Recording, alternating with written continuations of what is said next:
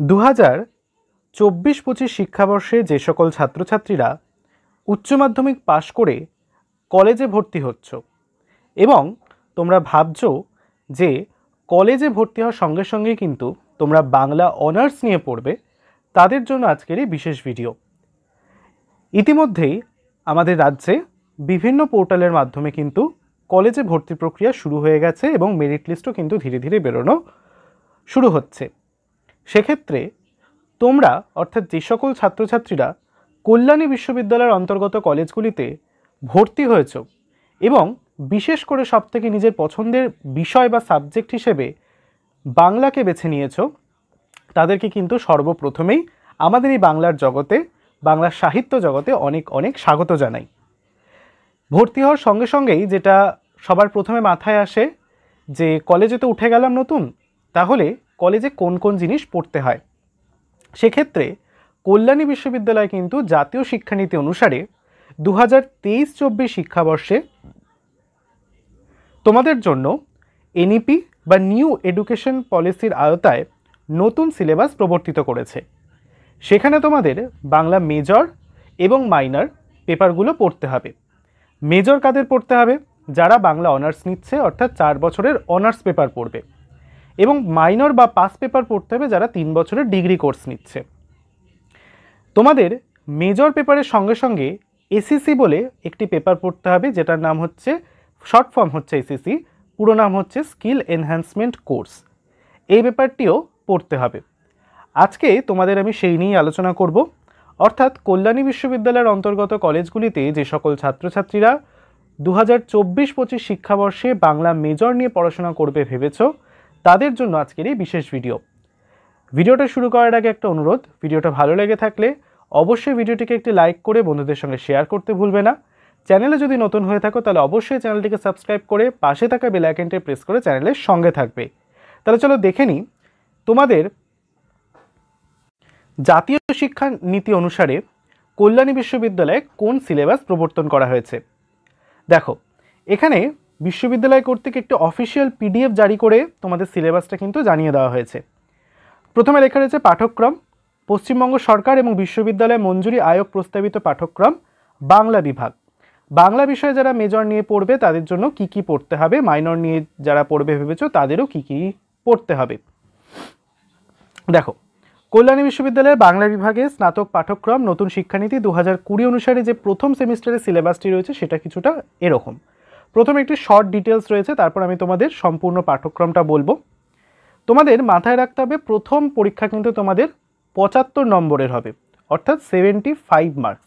প্রথম যে তোমরা সেমিস্টার দেবে সেখানে কিন্তু তোমাদের 75 নম্বরে পরীক্ষা হবে, যেখানে দেখো এখানে লেখা রয়েছে, আমি ইন্ডিকেট করে দিচ্ছি, এন্ড সেমিস্টার হবে 60-তে, অর্থাৎ তোমাদের যে লিখিত পরীক্ষা হবে সেটা হবে 60 নম্বরে, এবং ইন্টারনাল অ্যাসেসমেন্ট বা যেটাকে আমরা এতদিন ধরে স্কুল লেভেলে প্রজেক্ট বলে এসেছিলাম সেটা কিন্তু হবে 15 নম্বরে।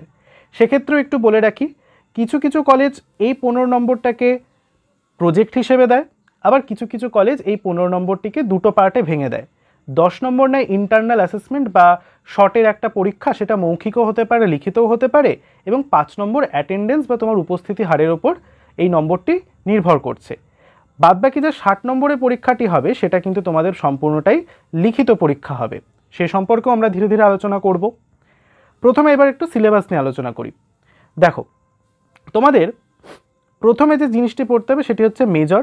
যারা 4 বছরের অনার্স নিয়ে পড়ছে তাদের কোর্স কোড এখানে দেখো বলা হয়েছে কত, সিসি 101। এই পেপারটা তোমাদের পড়তে হবে। পেপারের নাম হচ্ছে বাংলা সাহিত্যের ইতিহাস, প্রাচীন ও মধ্যযুগ, বাংলা ভাষাতত্ত্ব প্রথম ভাগ। এই অংশটা তোমাদের পড়তে হবে। যারা মাইনর কোর্স নিচ্ছে, অর্থাৎ প্রথম সেমিস্টারে মাইনর পেপার পড়বে, পাস পেপার নিয়ে পড়বে, তাদেরও কিন্তু সেম একইভাবে এই পেপারটি পড়তে হবে, যার নাম হচ্ছে বাংলা সাহিত্যের ইতিহাস, প্রাচীন ও মধ্যযুগ এবং ভাষাতত্ত্ব প্রথম ভাগ। তার বদলেও এখানে কিন্তু কোর্স কোড হচ্ছে জিজি 101, যেটা অনার্সদের ক্ষেত্রে ছিল সিসি, অর্থাৎ কোর কোর্স, এটা হয়ে যাবে জিজি। চলে আসবো মাল্টি ডিসিপ্লিনারি বা এমডিসি পেপার। এটা বাংলা বহির্ভূত পেপারের ক্ষেত্রে, যাদের বাংলা পড়ছো, যারা বাংলা মেজর নিচ্ছ তাদের কিন্তু এমডিসি পেপার নয়। বাংলা ব্যতীত যারা অন্য বিষয় নিয়ে পড়ছে তাদের কিন্তু এমডিসি পেপার পড়তে হবে। সেক্ষেত্রে তাদের পড়তে হবে তুলনামূলক সাহিত্য বিচার, চলচ্চিত্র এবং কমিক্স।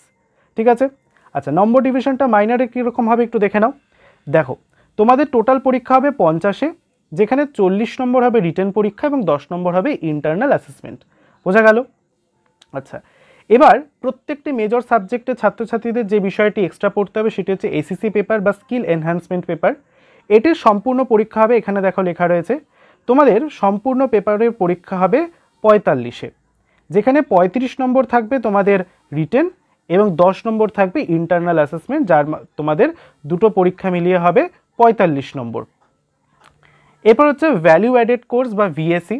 তোমাদের সকলকেই কিন্তু যারা মেজর নিচ্ছে, মাইনর নিচ্ছে, প্রথম সেমিস্টারে ভিএসি পেপার একটি পড়তে হবে। সেটি হচ্ছে এনভায়রনমেন্টাল এডুকেশন, অর্থাৎ পরিবেশবিদ্যা বা পরিবেশবিদ্যা শিক্ষা, এই পেপারটি। এখানে তোমাদের মান কত? তোমাদের এখানে টোটাল 50-এ পরীক্ষা হবে। লিখিত পরীক্ষা হবে 40 নম্বরের এবং 10 নম্বরের ইন্টারনাল অ্যাসেসমেন্ট হবে। সেক্ষেত্রে এবার বলে রাখি, তোমাদের যে এমডিসি, এসিসি এবং ভিএসি অর্থাৎ multidisciplinary course, skill enhancement course এবং ভ্যালু অ্যাডেড কোর্স, এই তিনটে পেপারই কিন্তু এমসিকিউ বেসড হবে। অর্থাৎ তোমাদের এগুলোর ওপর কিন্তু এমসিকিউর ওপর পরীক্ষা দিতে হবে এবং ওএমআর শিটে উত্তর লিখতে হবে। বাদবাকি যে দুটো পেপার রয়েছে অর্থাৎ মেজর এবং মাইনার, এই দুটো কিন্তু তোমাদের শর্ট প্রশ্ন এবং বড় প্রশ্নের ওপর উত্তর লিখতে হবে। চলো এবার আমরা একটুখানি মূল সিলেবাসের দিকে এগিয়ে যাই।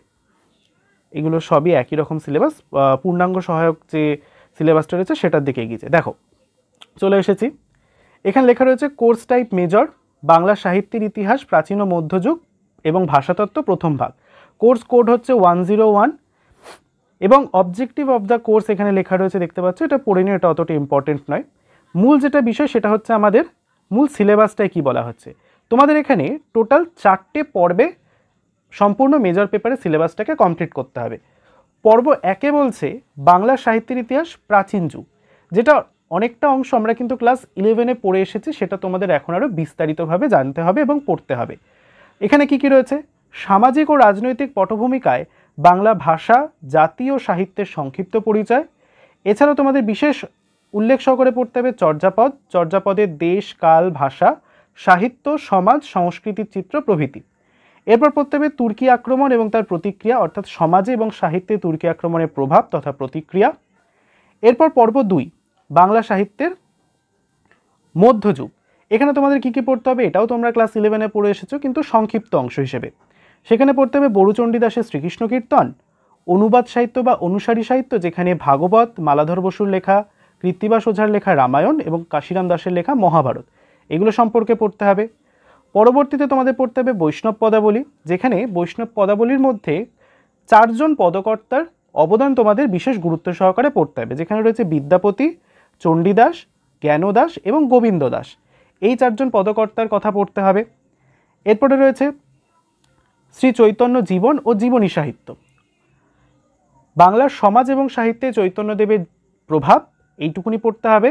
এবং বিভিন্ন যে চৈতন্য জীবনী গ্রন্থ রয়েছে, যেমন চূড়ামণি দাস, গৌরাঙ্গ বিজয়, শ্রী শ্রী চৈতন্য চরিতামৃত, শ্রীকৃষ্ণ মঙ্গল প্রভৃতি, এই যে গ্রন্থগুলো রয়েছে, চৈতন্য মঙ্গল, এনাদের অর্থাৎ এই গ্রন্থগুলো কারা লিখেছেন, তাদের কবিকৃতিত্ব এবং গ্রন্থ সম্পর্কে আলোচনা পড়তে হবে।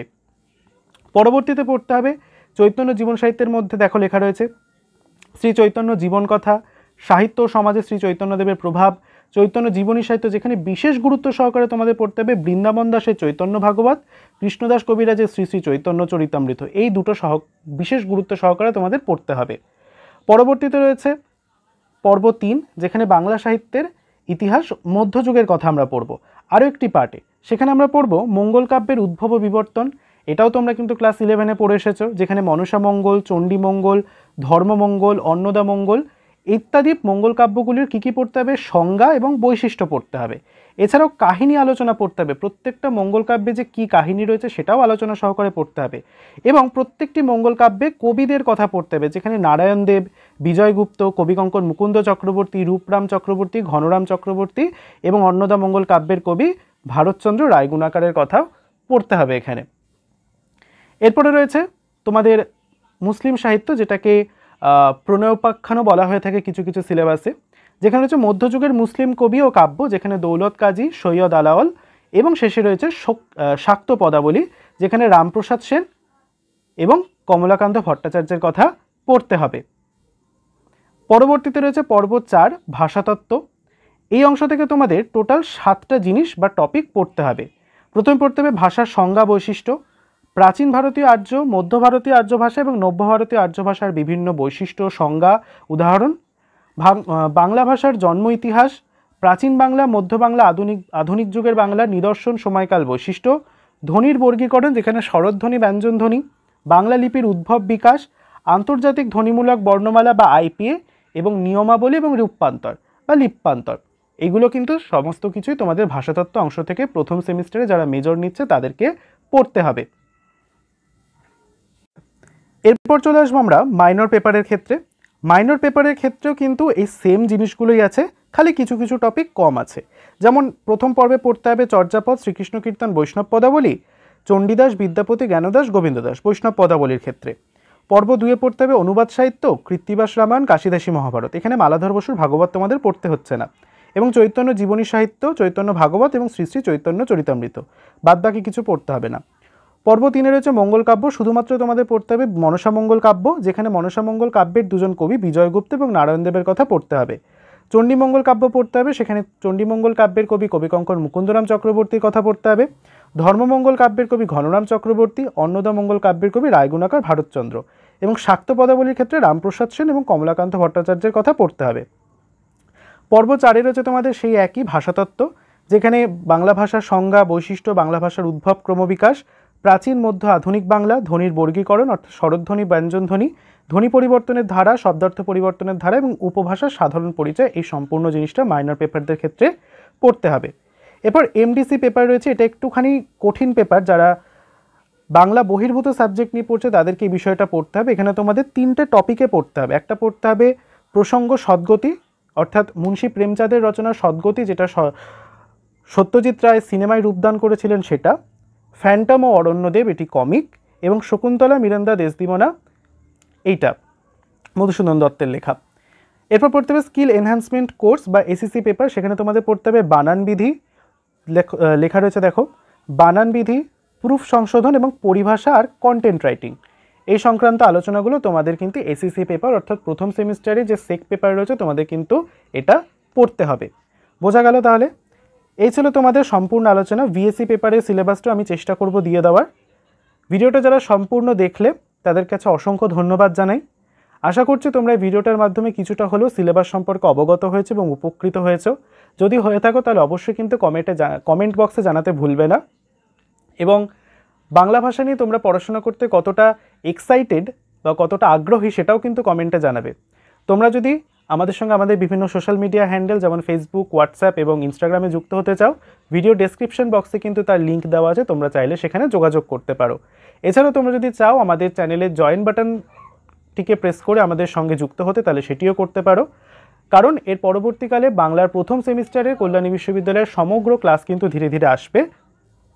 সেগুলো যদি তোমরা করতে চাও তাহলে কিন্তু অবশ্যই আমাদের চ্যানেলের সঙ্গে যুক্ত হয়ে থাকতে হবে। প্রথম সেমিস্টারে বিভিন্ন ক্লাসের আমরা কিন্তু তোমাদের জন্য বিভিন্ন পেপারের যে টপিকগুলো রয়েছে সেগুলোর আলোচনা, বড় প্রশ্নের সাজেশন, শর্ট প্রশ্ন সমস্ত কিছুই দেওয়ার চেষ্টা করব। তাহলে ভিডিওটা আজকে এখানেই শেষ করছি। দেখা হচ্ছে পরের ভিডিওটিতে। সকলে ভালো থেকো। টাটা।